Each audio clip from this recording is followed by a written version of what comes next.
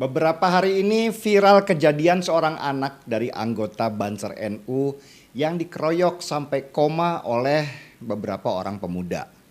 Nama anak itu David. Dia sekarang terbaring koma dan kabarnya belum sadarkan diri karena luka-lukanya serius di kepala. Kronologis yang bisa saya dapat sementara ini, David ini punya mantan pacar yang akhirnya pacaran dengan seorang pemuda yang bernama Mario Dandi Satrio. Mario ini sepertinya cemburu buta kepada si David.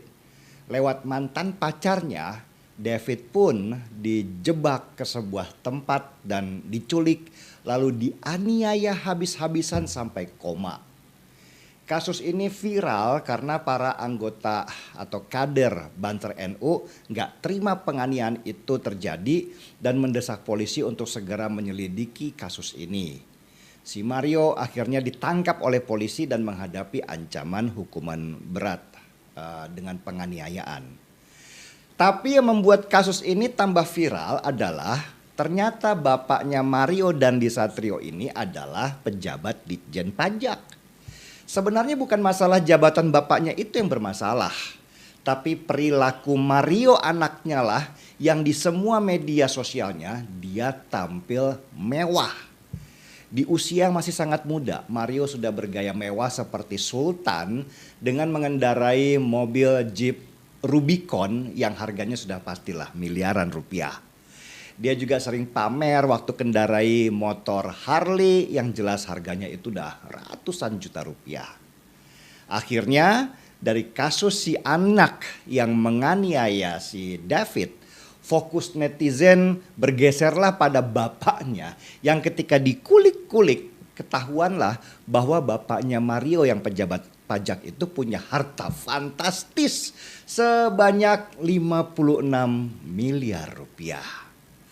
Buat netizen, harta itu terlalu banyak untuk didapatkan oleh seorang pejabat pajak yang bergaji 81 juta rupiah per bulan. Gaya mewah Mario dengan harta bapaknya inilah yang membuat sakit hati banyak orang dan mempertanyakannya ke Menteri Keuangan Sri Mulyani yang dalam setiap kesempatan selalu memerintahkan bawahannya untuk hidup sederhana. Ini permasalahan lama sebenarnya, di mana pejabat negara kita banyak yang tidak memberi contoh baik kepada masyarakat. Presiden Jokowi juga pernah menegur hal ini kepada jajaran kepolisian untuk tidak menunjukkan kemewahan di depan rakyat karena itu akan menyakiti hati banyak orang. Tapi ternyata pejabat kita ini banyak yang tidak punya empati ya.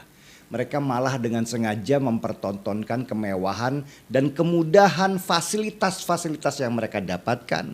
Padahal semua kemewahan dan fasilitas itu dibayar pakai uang pajak rakyat.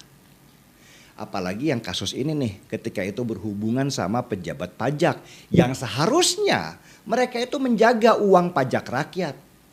Tontonan kemewahan Mario Dandi Satrio, anak si pejabat pajak itu langsung jadi sorotan masyarakat banyak dan seharusnya menampar keras wajah lembaga pajak kita termasuk di Kementerian Keuangan. Bukannya apa-apa, rasa sakit hati melihat kemewahan itu berasal dari betapa sulitnya kita semua ketika apa-apa harus membayar pajak. Penghasilan kita sisihkan pelan-pelan untuk membayar kewajiban kita. Tapi ternyata kerja keras kita selama ini hanya dipakai untuk membayar kemewahan pejabat negara. Sebenarnya kasus hidup mewahnya pejabat negara ini sudah bukan rahasia umum lagi. Itu sudah ada sejak zaman Soeharto sampai zamannya Jokowi. Masyarakat pun apatis semua itu bisa berubah. Hanya ketika ada momentum seperti kasus David ini, kegeraman banyak orang akhirnya ditumpahkan bersama-sama. Ditambah kemampuan netizen mengulik harta pejabat, maka makin terang benderanglah borok mereka ditampakkan keluar. Indonesia itu sebenarnya banyak belajar dari Cina dalam banyak hal, terutama dalam hal teknologi. Tapi entah kenapa Dalam hal pemberantasan korupsi, negeri ini seperti malu-malu kucing mengakuinya, bahkan cenderung menyembunyikan perilakunya. Padahal seandainya negara ini mau beres, tiga pilar utama negeri ini yaitu eksekutif, yudikatif, dan legislatif bisa saja meniru aksi Cina dalam pemberantasan korupsi. Tinggal hadirkan saja 99 peti mati terus berjanji kepada rakyatnya. Di sini ada 99 peti mati yang semuanya diperuntukkan untuk para pejabat negara yang korupsi. Keras dan tegas dalam penindakannya. Kok cuma 99 peti mati ya? Kenapa nggak digenapkan 100 sekalian? Oh, maaf, ternyata satu peti matinya sudah dikorupsi. Saya, Rafael Aluntri Sambodo, orang tua dari Mario Dendi, dengan ini menyampaikan permintaan maaf kepada Mas David dan keluarga besar Bapak Jonathan, keluarga besar PBNU, dan keluarga besar GP Ansor, dikarenakan perbuatan putra saya telah menyebabkan luka serius dan trauma yang mendalam. Saya selalu mendoakan kesembuhan Mas David, dan dalam kesempatan ini saya juga ingin menegaskan bahwa hal ini merupakan masalah pribadi keluarga kami, dan kami akan mengikuti seluruh proses hukum yang sedang berjalan sesuai dengan ketentuan yang berlaku. Saya menyadari bahwa tindakan putra saya yang salah sehingga merugikan orang lain, mengecewakan dan menimbulkan kegaduhan di masyarakat. Terkait pemberitaan mengenai harta kekayaan saya, sebagai bentuk pertanggungan jawab, saya siap memberikan klarifikasi terkait harta kekayaan yang saya miliki. Saya siap mengikuti seluruh kegiatan pemeriksaan oleh Inspektorat Jenderal Kementerian Keuangan. Saya juga meminta maaf kepada keluarga besar Kementerian Keuangan karena dengan adanya kejadian ini berpotensi menurunkan reputasi institusi dan kepercayaan publik yang telah dibangun selama ini. Sekali lagi, saya meminta maaf atas kesalahan saya dan keluarga saya. Terima kasih.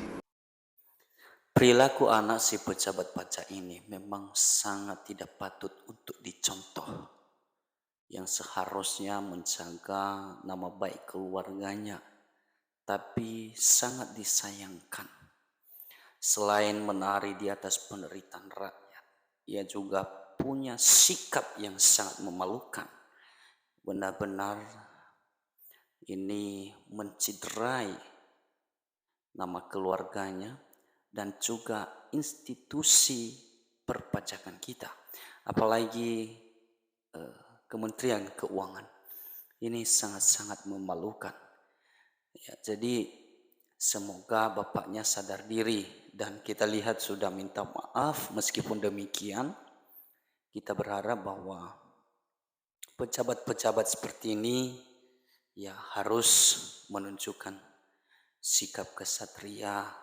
Sebelum dipecat, sebaiknya mengundurkan diri saja ya, daripada mempermalukan institusi di negara ini.